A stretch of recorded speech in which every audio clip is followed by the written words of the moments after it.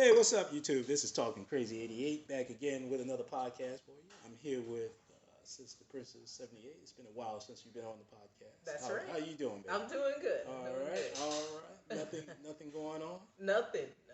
Nothing going on. We gotta get your channel together. I know. I'm working on it. I should be starting to put up some videos by the end of the by All December. right. I'm looking to get some videos All up right. there. Well, we're gonna hook that up for you. We gotta get you on the network here. And speaking of my podcast, what do you think about my? Since I posted a couple of podcasts, I don't know if you heard it. Did you sense any improvement? I have.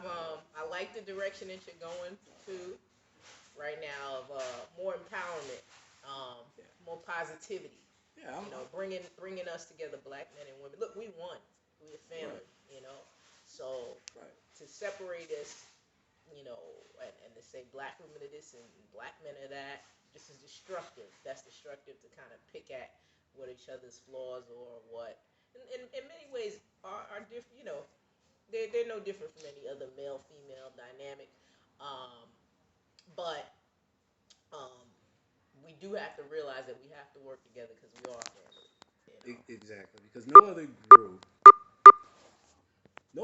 group has this so much dissension No. among men and women. Yeah, and I'll put it this way: no other group airs it out. You know what I mean? Exactly. I'm sure in all relationships, couples fight. All relationships, couples have disagreements. Couples get divorced. Couples have children out of wedlock.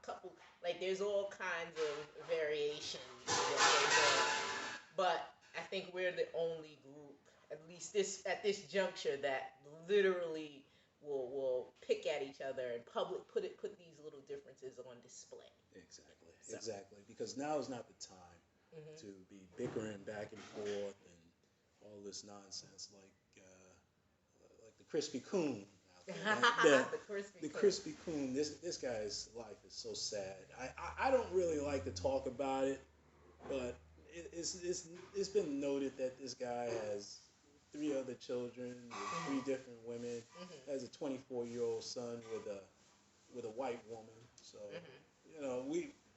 he lied about his heritage and pretty much about What is his everything. head? What is his head? He said he was Panamanian, Okay.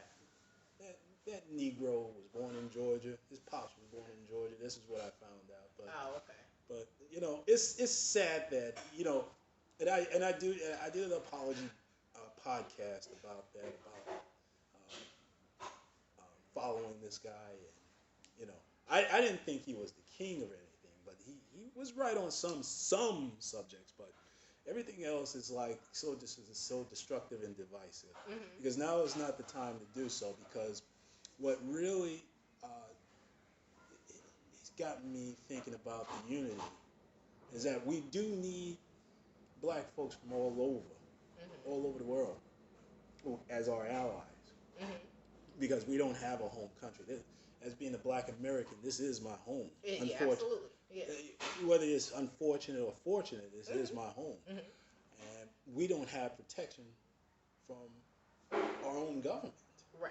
From white supremacists. Correct. And 2016 is going to be, you think that shooting in that church down in Charleston, South Carolina was shocking. A white supremacist attack, a terrorist attack on black folks. Until 2016 comes around, it's going to get even wilder. Because the other day I read in the Washington Post, there was a sister that, and I was meaning to do a podcast on it, but I'm going to talk a little bit about it right now. There was a sister out in Santa Monica, California, who got locked out of her house, but she went on and did a soccer match, played in a soccer match. She had a soccer match to go to, so she decided to put it off until later on. Right. So she decided to call a locksmith, got into her house, and then all of a sudden she heard a dog barking outside. So she looked outside and saw a man with a gun. And and heard words, "Come out with your hands up." Right. So she did exactly what she was told. She realized this was police officers, so she went outside, did exactly what she was told, and saw that there was 19 police officers in front of her apartment complex. 19 police officers Crazy. on a burglary, on an alleged burglary call, which one of her neighbors called the police on this sister. Who have this, I can't use, since I'm at my mother's house, I cannot use socially unacceptable language that I would be using at home.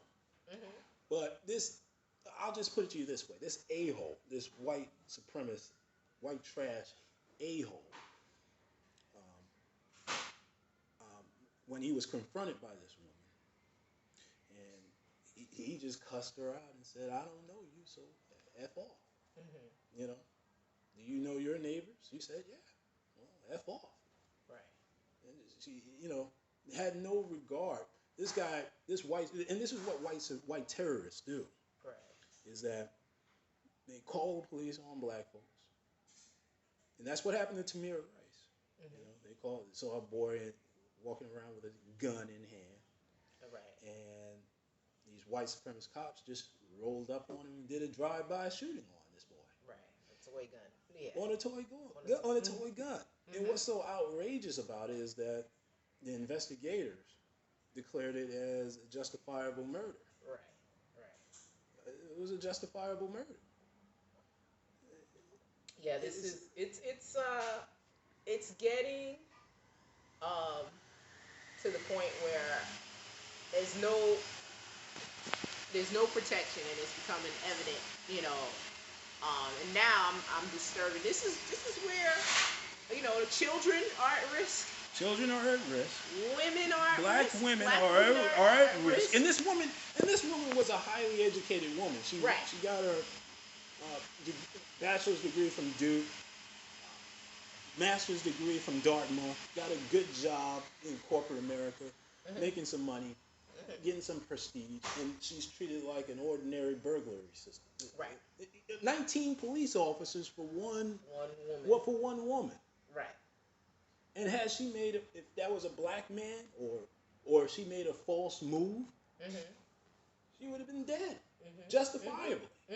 In the police officer's eye, that would have been a justifiable murder. Right. 19 police officers. Right. What was the purpose of having 19 police officers at a scene where, on an alleged burglary call, which it was obvious that this woman lived here because she had identification that stated that she lived here. Right. She complied.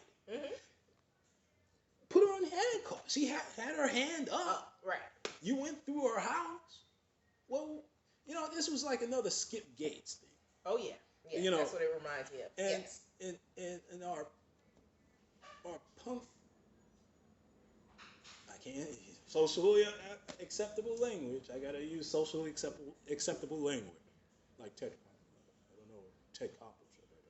Socially unacceptable language. Anyway, our punk president, half-breed president, decided to have a beer with the guy that arrested the man, his buddy. Yeah, why would you reward? This set it all off. Yeah. You rewarded a cop that abused another black man. Right. It's absurd, Danny. It really I don't know. I mean, it's gonna, like I said before, it's gonna get crazy in 2016. But any thoughts before we move on to another subject? Because I think it just makes it more evident of why. These are the reasons why we need to work together, right? Exactly. We have to, because if we don't have each other, we've got nobody. Exactly. So, the McKinney Pool incident, the young lady that gets pulled out of her desk, it's scary when little girls are getting targeted at this point, Exactly. And so that means they view all of us as violent, all of us as some sort of threat. And, if we don't, work together, then it's just going to continue. It's going to get worse. It's going to get worse. I do see, I like what I see that's going on with the protesting and the student protests and how that's growing. So let's focus on it, because our audience didn't get our thoughts on that, right? Well, let's set it up. Well, what happened was 2 weeks ago, I meant to do a podcast on it, because 2 weeks ago,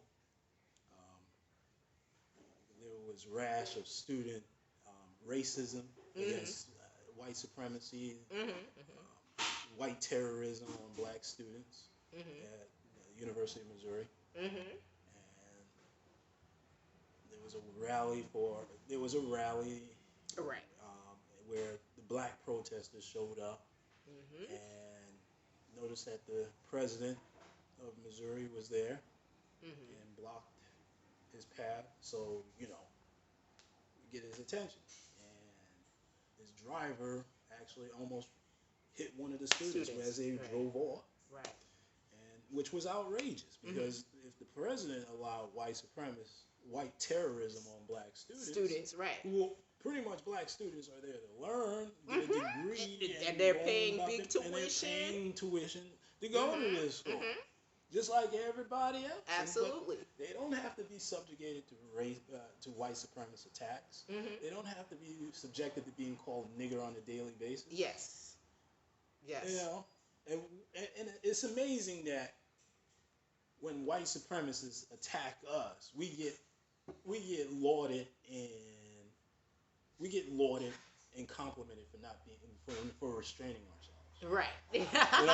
All through centuries, any other attack, no other group gets attacked physically than black folks. Right. But we get lauded for not fighting back.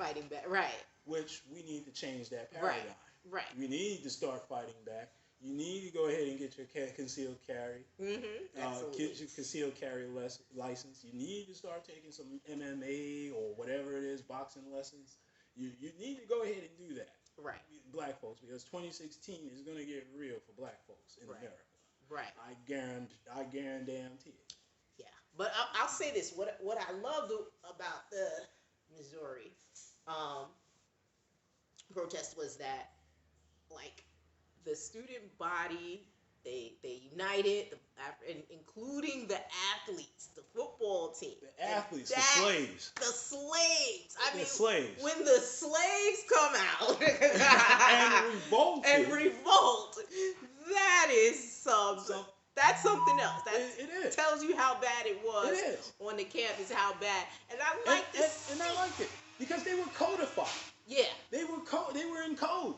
Yeah. There was no leader. There was nobody jumping up and down saying, I'm going to lead this protest. And there was none that took credit for it afterwards. Right. Because essentially what it was is just the slaves revolted. Yep. Yeah. I mean, they were, the Missouri was playing Brigham Young University football team, and they were in Kansas City. Right. Which, if they didn't play, the black players didn't play, which was probably 3/4 of the team, they would have been out of $1 million. The university would have been out $1 million. There would have been legal action that resulted in more money being lost. Right. The attorneys are going to be making more money off this because there's a breach of contract. Right. These students probably would have lost their scholarships because there's going to be a backlash. There's going to be a backlash. When they risk that. When there is a slave revolt, there's always going to be a backlash. Right. So they resist. Yeah. So the Missouri the University of Missouri Board of Governors said, hey, let's just you gotta resign. Yeah, you're out. You're making $500,000. Yes. We're gonna lose $1 million and more. You got to go. He stepped down. But like I said, white folks do not get fired. Yeah, they get transferred. Yeah. So he'll have another job. Yeah, he'll get another job. That's not even an issue. I'm not even concerned about him. Right. Who cares? Right. But I think it was a powerful moment. I think this is a lesson that all black people can learn. I hope some of these pro athletes learn from this, honestly. Well, I hope so too, but because you won't hold your breath. Well, you know what? I think here's the thing with the pro athletes. I think I don't know if you heard about Thabo Safol. No. He was a center. He was a power forward for the Atlanta Hawks. About last April. There was an incident regarding another NBA player who was unrelated, which was established. But he was just walking with some of his teammates down the street, down the street in Manhattan. They was just happened to be in that area. And a white supremacist NYPD cop told him to move. And apparently he didn't move fast enough. Right. So he got roughed up, got hit with the nightstick right in his leg, broke his leg, which rendered him being out for the season. Okay. So, and guess what? They charged him with disorderly conduct and assault of a police officer. That's what they did. He eventually fought the charges, and the charges was dismissed. Yeah. And now he's suing the city for $50 million. And I hope he wins. I hope there is no settlement. Yes. I hope he wins. I want to be on that jury. Hey, New York State jurors. Call Dan. Call me. No, not call Talking Crazy. Email me at Talkincrazy88 at gmail.com. I want to be on that. I want to be on that jury. Okay. Because he's gonna get his money. I'm gonna make sure this brother get his money. Right. He's gonna get every last red cent of that $50 million. That's gonna come out of the coffers of the taxpayers of New York City. Yeah. Which it should, because rogue cops like Fifth, like the white supremacists, it's got to hit somewhere. And there's going to be a cost for abusing white folks. I mean, there's going to be a cost for abusing black folks. And that's what black folks. Because that's how much he's losing money, he's right? Losing money because he can't play. Right. Exactly. So white terrorism is not going to be immune to athletes. And I mean, I hope they wake up. I mean, it can't be one athlete. It has to be a united. It has to be united. You know, if these guys who are very powerful, you know, as a united front, not one, not one individual, can be very powerful. Their voice can be very powerful. You know, could unite together for our common cause. I think they could really make a powerful statement. Oh, absolutely. You know. So hopefully they'll learn from that. Because it's almost like you've got these people who are powerful because, you know, they're making money for universities when they're students, and then they're going to make money for the teens when they're adults or young adults, and then they're gone, right? And it's like these people have this influence, they have this power, and it's like they don't know they have it. So I think, you know, what these young men have shown is that, yeah, you're a student here, you're a student athlete, but you do have a lot of power as well, because the school is generating so much income off of you, you know, and all you're seeing a scholarship. A scholarship where you may be able to graduate with a degree. May be able to graduate with a degree, which will be rendered useless. But hey, where you're just going to put on your resume that, hey, I played 4 years of college football. Yeah. Who the hell is going to hire you? Yeah, and I mean, I went to a school. It was a Division I school at the time, not anymore, right? Division I football team. Now we don't have a football team, but you know, and our team, it was okay. It was never great, right? Right. But I know for a fact that the guys that were on the team, there were classes that they took. There were the football classes that they took. So if you wanted to get an easy grade, or you know you were struggling in a subject, you'd sign up. You could register for the football class, right? And you knew that you were gonna, you know, it was an easy grade or easy A or easy pass if you were struggling. You know, let's say you're struggling in, you know, whatever math. You take the football math. Football math. That's so for us not to have been like a big school where, you know, the athlete, you know, where it wasn't, you know, a couple of guys went pro, you know, but it wasn't like, you know, it wasn't a University of Alabama. Exactly. No University of Alabama. It wasn't a football juggernaut. It wasn't University of Southern California. Exactly. It wasn't a football powerhouse. I know. I mean, I know that school very well. I know what you're talking. So one of my favorite players, Marcus Colston, was one of the last class that before the program shut down. And you know. Yeah, I mean, we had some good players that came out of there, but for there to be a setup for the were getting a subpar education. Right. You know, right. So for that setup to be in a school like mine, didn't you graduate with Speedy Claxon? I did graduate with Speedy Claxon. Yeah, there you go. I should have took pictures of the graduation. But for there to be classes specifically for the athletes, I can imagine what goes on at these schools where they're really big into the athletes. Like, I can imagine, they must not be teaching jack in there. No, of course not. No. They must just be like coming in and getting a grade. No, I don't imagine that there's too many finance or physics or pre-med majors coming out of it. At least on the men's side. Maybe on the women's side, it's a little bit more academic intensive. Because in the women's sports, it's not real. I hate to say it. Well, I don't hate to say it. I'm going to say it. It's the podcast. It's politically incorrect. That's right. It's not taken seriously. Women's basketball, not taken seriously. Women's softball, not taken seriously. Hey, come on. Right. Hey, come on. It is what it is, but it is what it is. I mean, women's soccer, not taken seriously. Right. Volleyball, not taken seriously. Right. Nobody really goes to the games. I mean, come on. Right. Come on. I mean, who's gonna? I mean, they'll pay $5 to go see the women's basketball as opposed to paying $25 to go see St. John's and UCLA. Right. Or St. John's and Duke. I mean,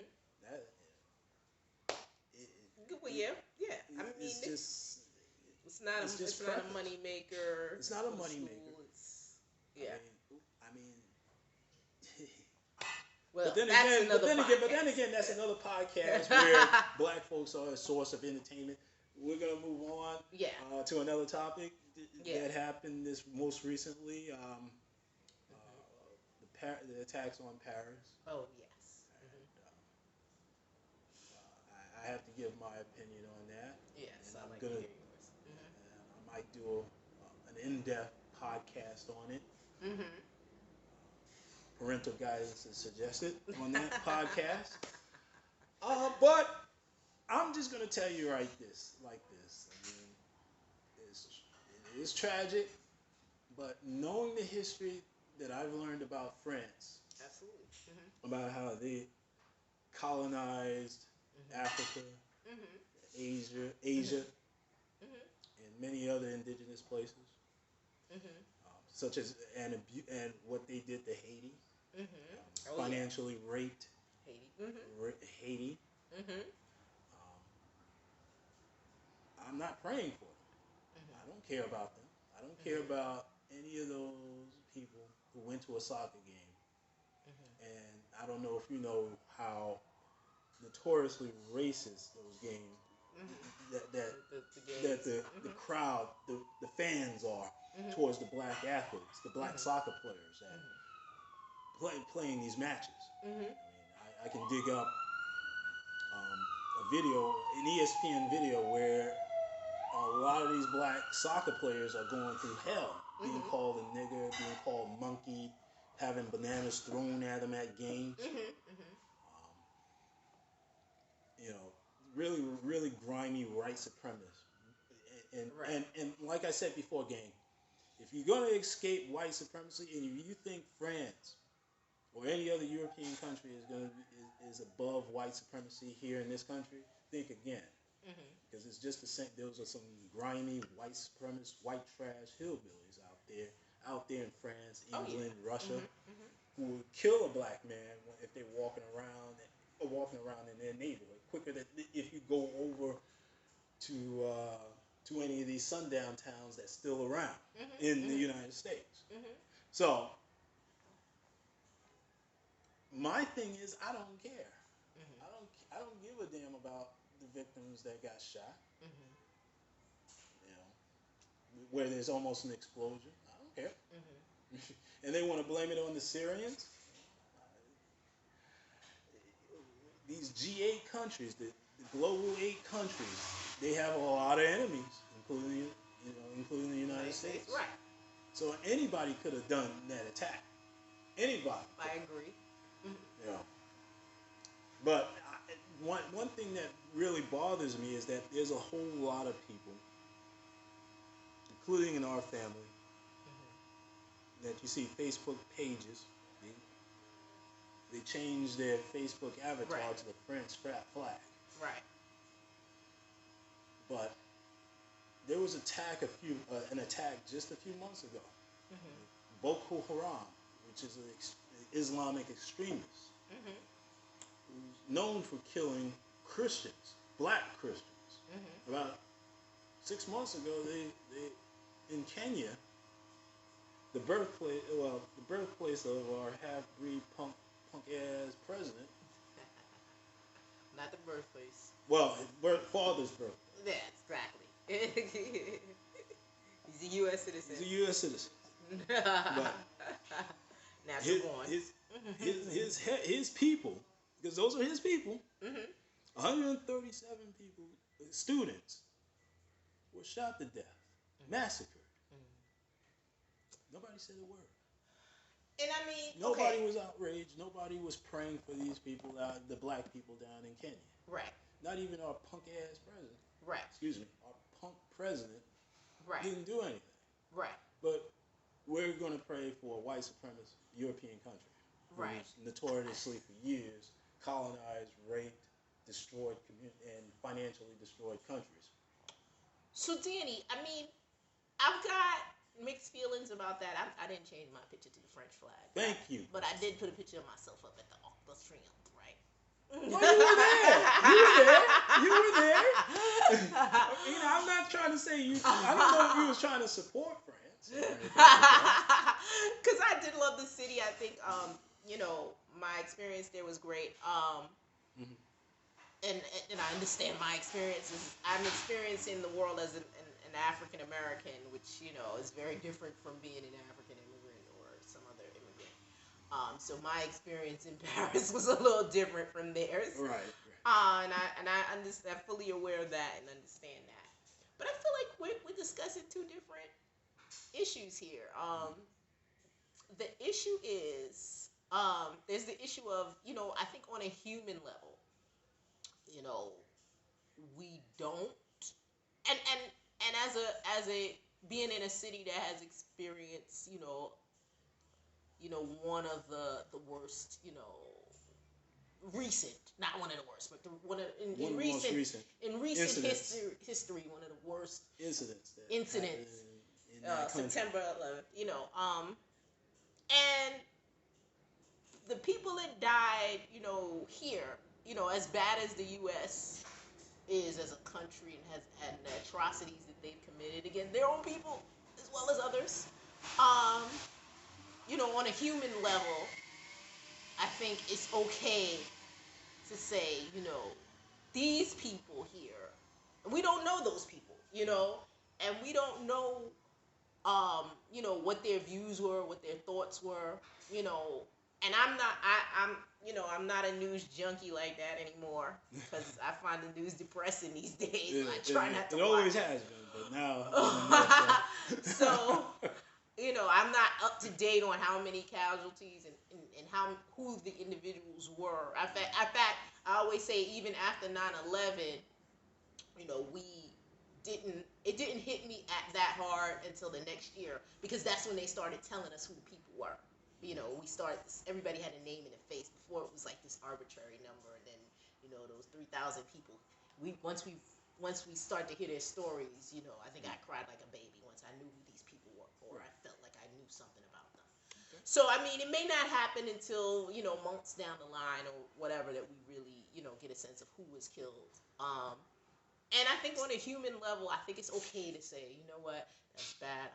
I'm sorry that these people died. As a human being, I don't like to see anybody, murdered, right?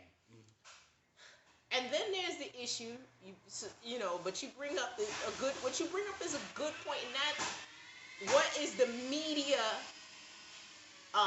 presenting to us? What information are they giving us? And I'm not a news junkie, right? So I didn't know about the Kenya attacks. I didn't know, because I would have changed my profile, and I'm sure most of the people that were on Facebook changing their profile would have supported that. Probably. As well. Most, So, these peace-loving people, they'll change, oh, this is so terrible. You know what I mean? So, but it's what the media chooses to present to us. Okay. And what Facebook didn't give us the option to change our profile or any other flag. But France, because it is white supremacist, white supremacist, G8 country, just like the United States, they felt like that was important, So, I feel like there's two issues going on. I think on a human level, I can pray for the people that died, just like on a human level, I'm sure they prayed for us on 9/11, Right. As bad as, but yet we still acknowledge the country itself. The country itself has some challenges and some things to work through. And has done some horrible things in history to humanity. Right. So that's my take on it. Okay. And in 9/11, we was dying too. Right. Black people, all cultures were dying. I say so. I look at it from that perspective. Right. I mean, it's just, that's it is, in that's a very that perspective is looked at. It's a humanistic perspective. I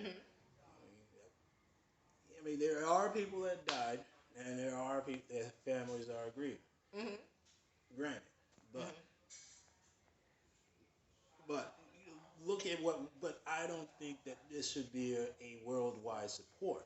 I don't think anybody that are melanin should be supporting France at this juncture, because they haven't done anything to support black folks or stood up for black folks here in America. I mean, think about it. About 6 months before, I think around February or January or February, there was an attack on a newspaper. Charlie Hebdo is a white supremacist magazine that used to make fun of Africans, Islamic, Islam. Right. I do remember that. Black people, and there are people running around quoting Jesus Saleh. We are Charlie. After that attack, you're supporting a white supremacist magazine that made fun of black folks. Well, not just black folks, but black folks, black Africans, Islamics. Right. Right. People of color, non-white people. Right. A magazine run by white people, owned by white people, making fun of non-white people. Right. So that's and we got non-white people, feeling empathetic to 6 people that got shot at the magazine, who was going to create another article about making another front page magazine on the front page making fun of somebody that's non-white. I mean, not for nothing, on a humanistic, I get it. Right. But there's going to be more terrorist attacks. And there's going to be more shifting the blame to the Syrians, who's now in the civil war. And was in a civil war right now. That's why you got all these refugees trying to get the hell out of that country. Right. People are trying to get the hell out of there and fleeing to Europe. And they're going to blame some of the terrorists that was disguised as refugees that actually got into the country. Yeah. And now you got France bombing the hell out of Syria. Right. So 2016 is going to be a very interesting year. It is. In foreign affairs as well. Y'all Gang, you didn't know that I was this well versed in the news, in politics, I had no foreign idea, affairs. I had no idea talking crazy. You're talking crazy. Yeah, it's okay. You just let it slip. Yeah, Dan. Talking crazy. That's This is right. talking crazy to you people. He's talking crazy. All right. Forget that name. I mean, I love that about talking crazy. It's about being anonymous and letting it loose. All right? my podcast was fire and brimstone and just cussing everybody out. And here I am. I'm getting into politics. This is a new white supremacy. This is a new direction. I hope I don't lose my subscribers over this. And I mean, that's the unfortunate thing when Caucasians, Europeans are scared, they always revert back to racism, white supremacy. So unfortunately, that is going to be the byproduct of this. So, maybe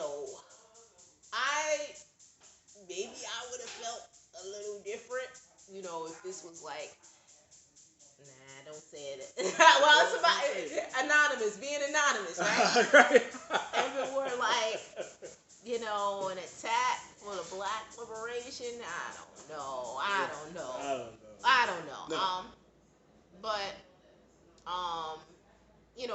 That's gonna be their response. They're gonna go back to their racism. That's their shield.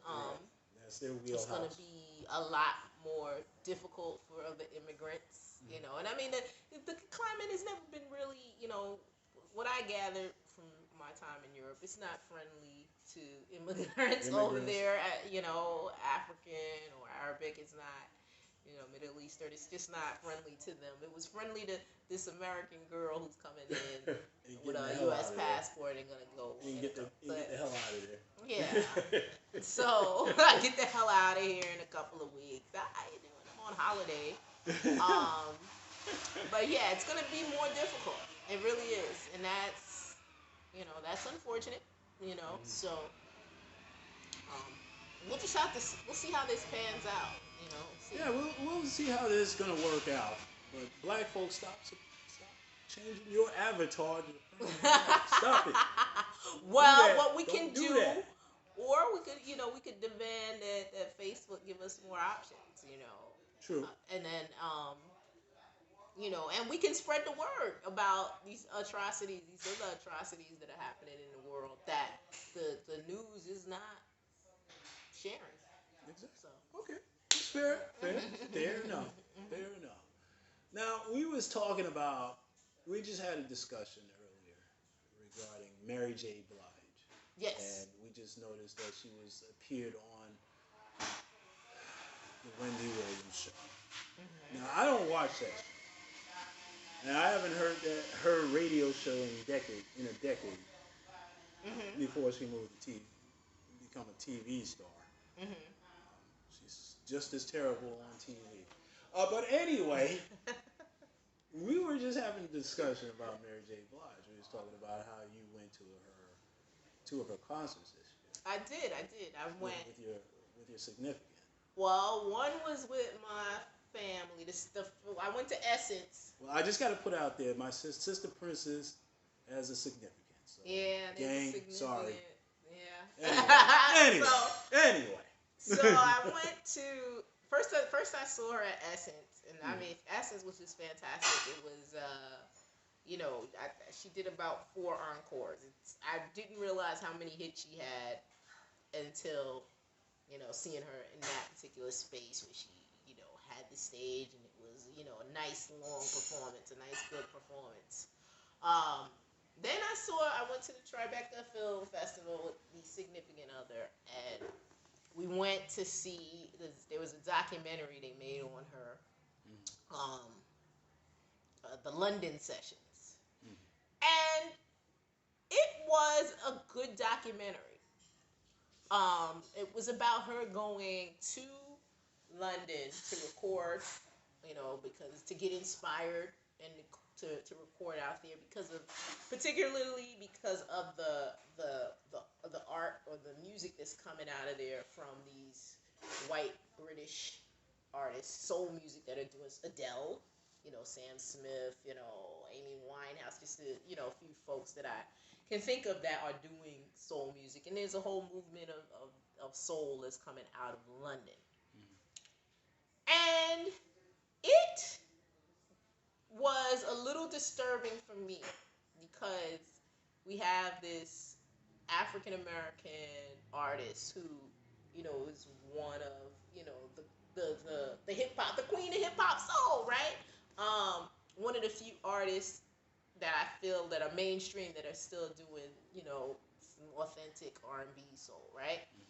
Little poppy, but it's still, it's rooted in soul, right? Right. So it disturbed me that, one of our best artists, our best soul artists in modern times, feels the need to go overseas to be inspired to do her own music. Like, this is African American music. And it's our music. We allowed the record industry, the recording industry, to water down our music so much and make it so pop and take all the soul out of it, to the point that our best soul artist currently, right, has to go overseas to be inspired by some white people. Like, well, she couldn't buy a Sam Cooke CD. Well, I mean, I'm sure the Sam Cooke CD is in her rotation. Okay. But I guess just to get inspired by modern artists, new artists that are doing the thing. And I like these artists. I like these British artists. I like what they're doing. But I want to know why we aren't doing the same thing in the States. Like, why aren't, and there's great soul artists out here, Yeah. But why are they not, getting the prestige or the opportunities or the publicity, I should say. The publicity. That these British artists are getting, because we have really great soul singers here, and I was a little disturbed by that, because the artists that are, the black artists that are very popular, most of them, they're pop, they sound, it's a very watered down sound, whereas Adele blows everybody away because she, her voice is strong and it's powerful, and, so, yeah, I think that that's something that, I guess as a community, we need to work on. I don't know how we can. Right. Or I don't know how we can get, or more, publicity for our soul. I don't know what to do. Here's the thing. Here's what happened along the ways. Black artists, even way back from the beginning, yeah, had no ownership in the music that they produced, wrote, performed, anything. Right. They don't collect I don't believe they collect royalties on it, because that's why a lot of these artists are still touring. Right. And when you don't own any of your work, how are you going to pass it down to the younger generation? Right. Because it's going to be owned and controlled by the white supremacists. And that's what I surmised what happened, that the white supremacists got a hold of music, that's probably why before, back in the 80s, there was a blues movement where you have a whole blues music that was created by black people, and white people just took over. I mean, there was this movie called Crossroads back in the early 80s, which was Ralph Macchio. Yeah. Okay. And which was highly popular music. It was a white guy trying to learn blues from a black man, old black man. Now, it's been co-opted, and it's kind of sad to see a black woman that has so much talent, has an abundance of talent. Yes. One of the greatest R&B singers of all time. Right. In my opinion. Right. One of the few. I agree. In our generation, and probably all time. have to fly all right across the pond. Yeah. To get inspired to do a new album from white people. Mhm. Mhm. Not from the Queen of Soul, Aretha Franklin. And I mean, they're there. Not I think the point is that to work with these current artists. The current ones. I'm sorry. The current. You know what I mean? Like the Queen that of means Soul there's is not, there. Nobody's ever gonna touch the Queen of Soul, right? Nobody. But like to see active. I think I see what you're saying. It's a dying. Right. It's dying over among, here. It's dying over here in America. Oh. And it's dying among black artists. But it's thriving. The new crop of black artists, because now it's like it's like manufactured. Yeah. It's no soul. It has no meaning to it. Right. Right. All they talk about is sex, drugs, and death. Exactly. And soul music. Right. Nowadays. Yeah. I mean, it's pop. It's like it's not pop. Even soul anymore. I wouldn't even give it the label. It's like these money, sex, And the sound is just not, it's not as powerful. It's not. The voices aren't moving. It's not anything memorable. It's not memorable. Right. I mean, I can go back in the 80s. I can remember a lot of soul artists like Patrice Rushen, the group Starpoint. Yeah, R&B is soul. It's I think you said it's a dying art form. Dying.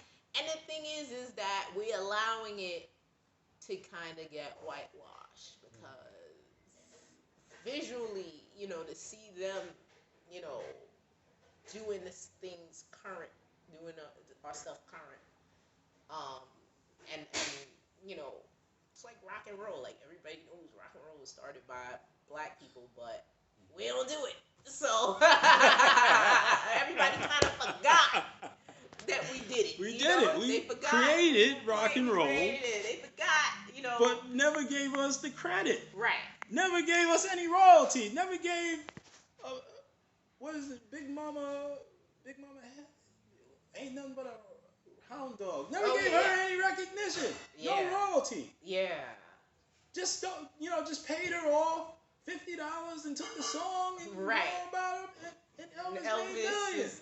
Till this day. Even his fat behind is in the coffin right now, still making money.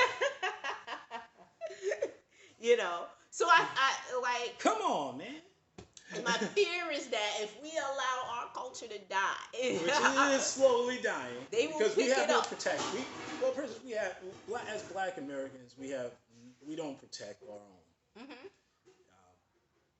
And I did a podcast earlier with Ronda Rousey, but the thing about it is that that's significant. If you listen to that podcast, this is the reason why I'm slowly trying to take the word brother and sister out of my lexicon, because we don't protect each other.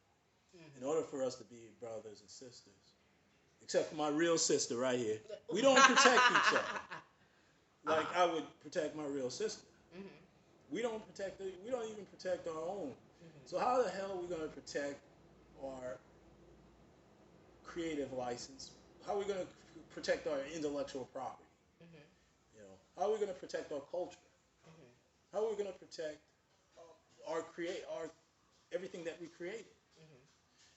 Everything that Black Americans created has been co-opted by the white supremacists.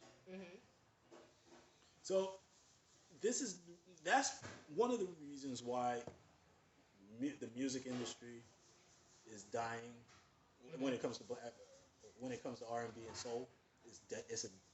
Jazz was dead, blues is dead, and they revive our stuff. Yeah, and they revive it with white people. And then it's like everybody forgets that Black people used to do this. Exactly. And I hear you and Brother Rich talking about rap all the time. Every time there's a holiday. Y'all talking about these white artists, man. Let's talk about this, right? Because that was disturbing. I mean, I don't know.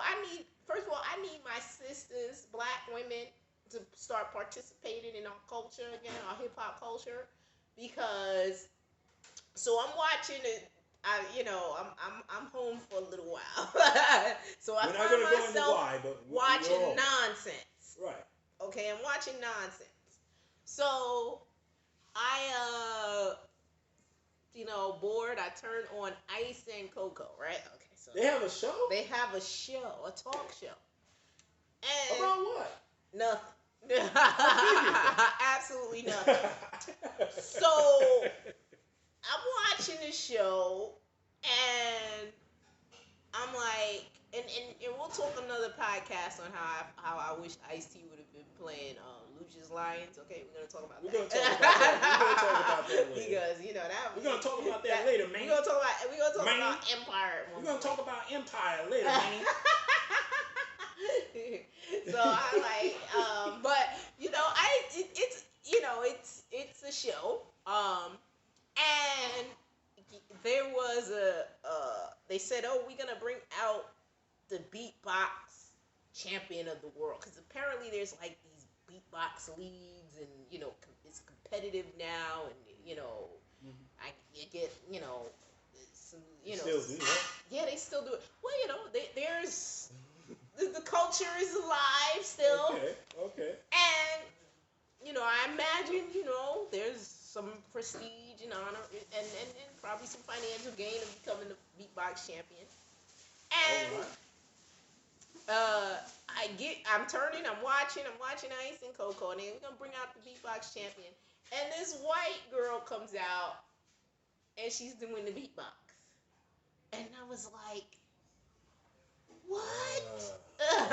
And it was a cute segment because, they talked to her for a while, and then, by the way, these are the guests that Ice and Coco get.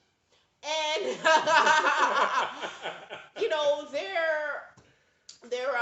they're talking to her, and she's talking about, the greats, and da-da-da, and Dougie Fresh, and da-da-da-da-da, right? And, it was a cute segment because they let her do her beatbox, and then Doug came out with her and beatboxed with her, and it was, like, really cute, right? But it was just like, why are there no, like, every time I see anything related to hip-hop culture these days, like, when I see the dancing and the beat girls and everything, it's always like a whiter Asian chick doing our stuff. And I'm like, we're our sisters. Why don't we respect our culture enough to pass it down and to teach our kids and to have our kids participating in it? You just hit the head on the nail. Yeah. You just hit head on the nail with that one. Mm-hmm. Passing it down. Yeah. Passing it down. It hasn't been passed down from generation to generation to generation. Because along the line, from the first generation, it just got co-opted, stolen, which is typically what white supremacists do. They find something that they like, right, from another culture, right, steal it, right, and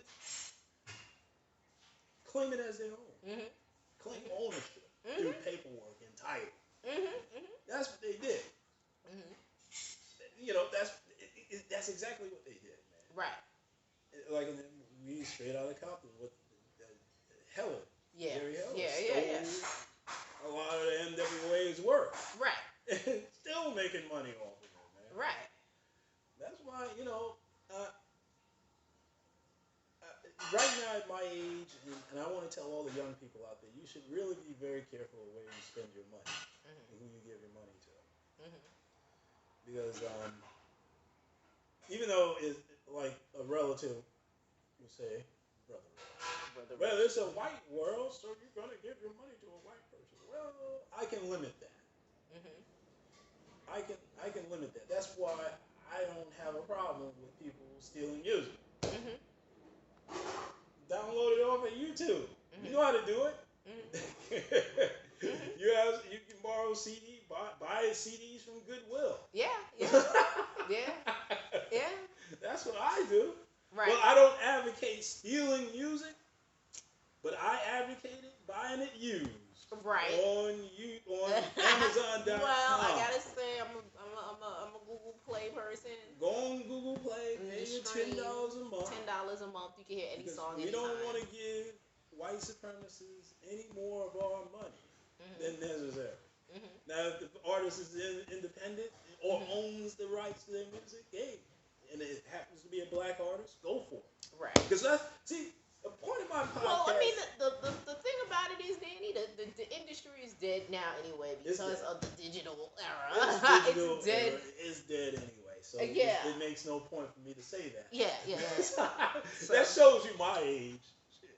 They made their money. It's over. It's over. They made their money off of black folks. So, And with that, black folks have to think of another hustle too, because we still on this hip hop stuff hard, and we need hip hop. Do we really? We need art, but we do need another culture. We do need another hustle, because I know guys in the '90s got really paid off of the hip hop stuff, but nobody's doing it anymore. No. So. And that's part of why you see them touring so hard, because and they trying to be on TV or whatever they can do, because there's just nobody's buying records anymore, or albums or CDs or anything. Which is unfortunate. Anything related to music. So. Which is unfortunate. So. Yeah, but I do want to see us respecting the culture. I do want it.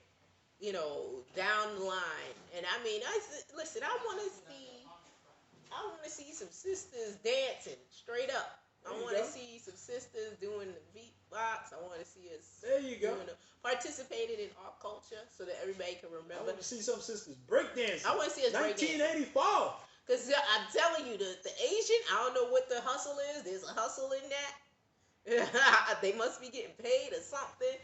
They doing it. Wait a minute, the Asians are getting paid doing what? I don't know. I don't know if they're getting paid, but I'm assuming there's a hustle in it, because it's a reason why they doing it. Because I always see an Asian chick breaking. Oh Lord. Well, anyway, either way, just like participate in our culture, so that they know that that's it's something that we did, and we're still active in it. We're still participating. I think sometimes sisters, especially sisters, I think. Right now we just trying to be cute. Like that's what it is now. Like you're just gonna throw in the sisters movement on this podcast. Sorry. I'm gonna let you. I'm gonna let it go, because listen, I'm feeling benevolent now, because we need each other now. But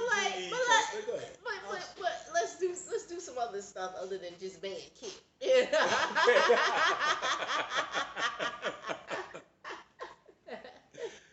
Well, it's been almost an hour since we did this podcast, and I'm having fun with my little sister.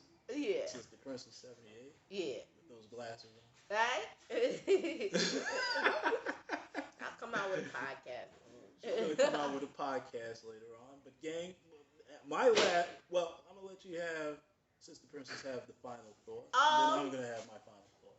So yeah, my final thought on this, because we had a nice range of subjects, but I mean, it's just about working together, preserving our culture, because listen, with everything they call American pop culture is us. So I want us to preserve that. I want it to be, no matter what they call it, us to remain in the forefront, for generations and beyond, and work, and that's it. My final thought is I had a very nice time with my sister at my mother's house, doing an hour-long podcast without me using the N-word, or the F-word, the S-word, the B-word, and any other word that you know. Mm-hmm. But that's only for today, because tomorrow I'm going to bring in the fire and brimstone of all my podcasts and the Sunday sermon. So don't be fooled. Don't think that I'm cooning, because I'm not. I'm not a GD coon, okay? Alright? I'm just in my mama's house, and I gotta respect it. Gosh darn it. But but seriously, gang, we gotta start looking out for each other, because we're not at war, we're under attack. Mm-hmm. We're under attack by only whites. You're at war, we can fight back. We can fight back, but we're not fighting back. Right. We're under attack. Mm-hmm. And when a white supremacist can walk into a church and shoot down 9 black folks and not getting taken out, that says a lot about whose side that that that that whose side that the white supremacists are on. They're on the white. They're on the white. Whose side white people are on? They're on the white supremacist side, and that there is no retaliation against this evil person's family. It says a lot about how black folks are so passive and scared and not prepared for war. But we're not at war. We're under attack. That's right. So but the first thing about war is that we got to start protecting ourselves. We got to start protecting our families. We got to start protecting our women and our men and our children. So that means if you're running around acting like a plantation buck, impregnating 25 women with 25 kids, as a man, you got to ask yourself a question: are you really a man or are you a male? And women, ladies, if you're out there running around there having sex with this type of man, and for money or whatever pleasures, or running around having children and not taking care of your children properly, you got to ask yourself: are you a woman or are you a female? Are you a female or are you a woman? It's time to start acting like men and women, and less like males and females. And that's my final thought. This is Talkincrazy88, and I am out of here, people. And oh yeah, black folks, let's be careful out there, all right? I loved it, Danny. That was a good podcast.